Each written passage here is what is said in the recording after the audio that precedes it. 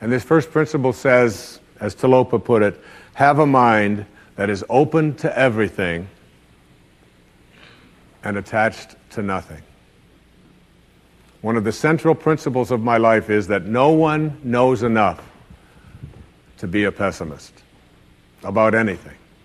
And that each and every one of us, when we close our mind to what is possible for us or what is possible for humanity, closes off the genius that resides and lives in each and every one of us. Having an open mind doesn't necessarily mean finding fault with all of the things that you've been taught by others. It means opening yourself up to the potentiality and the possibility that anything and everything is possible.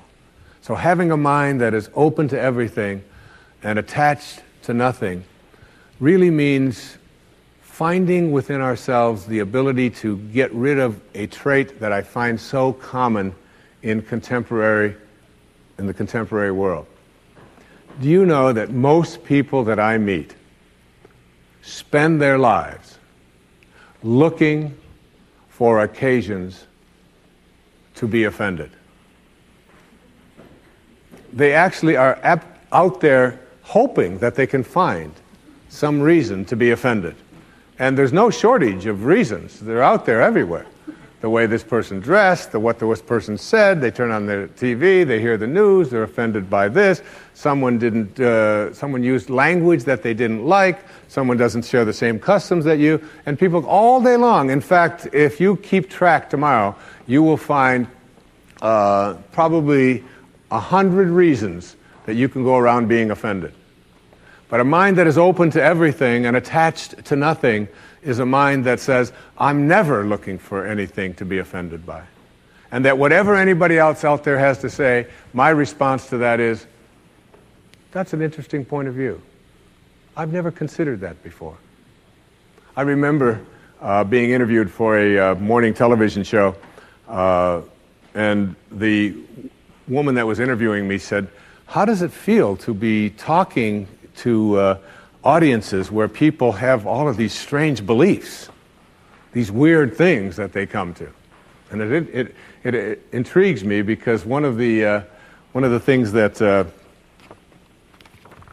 Emerson said is in one of his very first essays. He says the first thing we have to say respecting what are called new views here in New England, where we are right now, is that they are not new, but the very oldest of thoughts cast into the mold of these new times. And that was in 1842. He was speaking about that.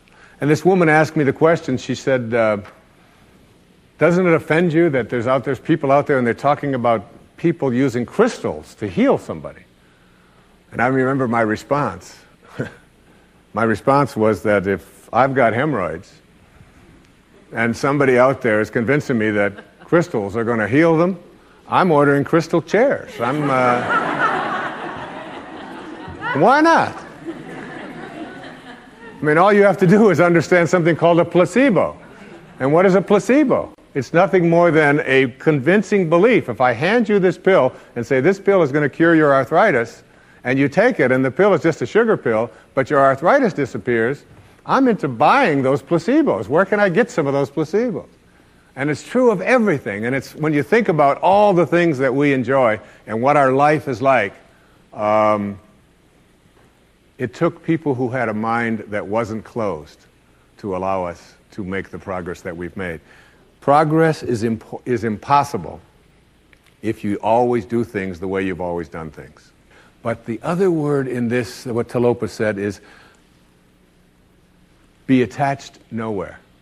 Be attached nowhere. Attachment really means I am deluding myself into a belief that if I can't have or if I can't do this or that thing, then somehow I am going to become immobilized. So an open mind that is detached. In my most recent book, in A Spiritual Solution to Every Problem, I have an observation. And it's an observation from Anthony DeMello, a man I respect enormously, a priest, who in The Way to Love, puts it this way. Here's a great test for your relationships, especially the relationships that you're in with those whom you love. Not your children, but your spouses and your lovers and so on. Try this test on for size. 1, I am not really attached to you at all. I am merely deluding myself into the belief that without you, I will not be happy. And 2, and here's the toughest test for non-attachment, I leave you free to be yourself, to think your thoughts, indulge your tastes, follow your inclinations, behave in ways that you decide are to your liking. How's that for a challenge? And so what most of us do in our relationships and why they are not as successful as we would like them to be is that we become attached and we tell ourselves that if this person behaves in a way that I find offensive, then I can't be happy. I make my happiness, my fulfillment dependent upon those people that I love being what I think that they should be. And detachment doesn't mean being a victim. It just simply means I know that I can make my life fulfilled and happy by having a mind that is open to everything and attached nowhere.